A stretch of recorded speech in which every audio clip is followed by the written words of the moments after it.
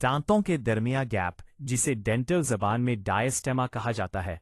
एक ऐसा आम डेंटल मसला है जो दुनिया भर में बहुत से लोगों को अफेक्ट करता है और अक्सर लोग इसे सिर्फ कॉस्मेटिक इशू समझकर इग्नोर कर देते हैं।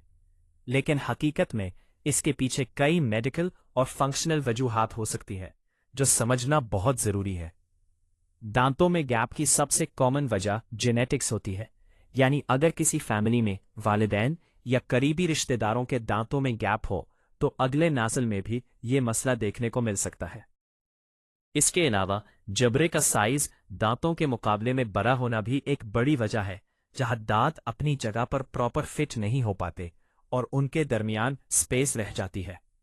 कुछ लोगों में मसूरों की बीमारी यानी पेरियोडोंटल डिजीज भी दांतों के गैप का सबब बनती है, क्योंकि जब इन्फेक्शन या इन्फ्लेमेशन होती है तो दांतों को सपोर्ट देने वाली हड्डी कमजोर हो जाती है और दांत धीरे धीरे अपनी पोजीशन से हिलना शुरू कर देते हैं, जिससे गैप्स क्रिएट हो जाते हैं। बच्चों में या कभी कभी बारों में भी अंगूठा चूसने की आदत एक इम्पॉर्टेंट फैक्टर होती है जो दांतों को फॉरवर्ड या साइड डायरेक्शन में पुश कर सकती है और नेचुरल अलाइनमेंट डिस्टर्ब हो जाती है।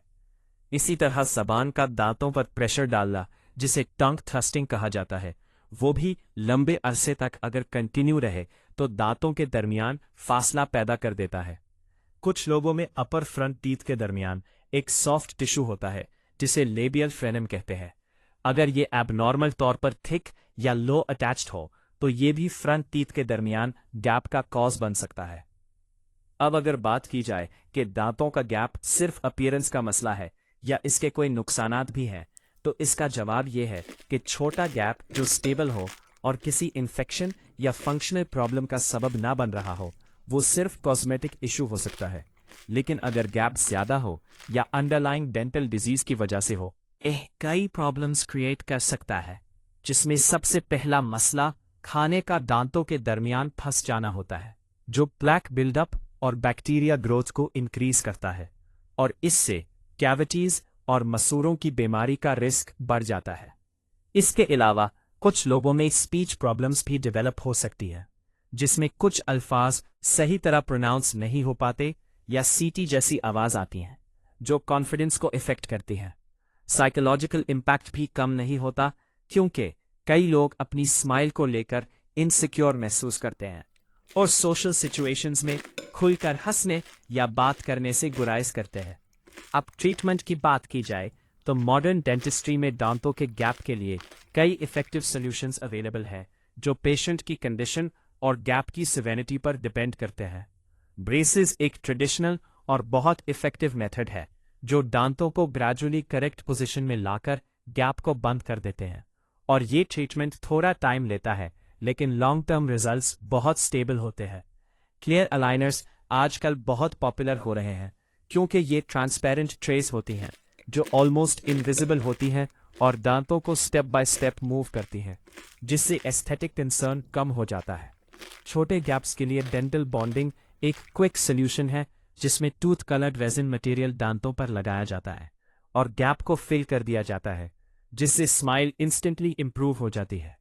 वेनियर्स भी एक कॉस्मेटिक ऑप्शन है, जिसमें थिन पोर्सिलेन शेल्स दांतों की फ्रंट सरफेस पर लगाए जाते हैं, जो न सिर्फ गैप कवर करते हैं बल्कि ओवरऑल स्माइल को भी ब्राइट और यूनिफॉर्म बनाते हैं।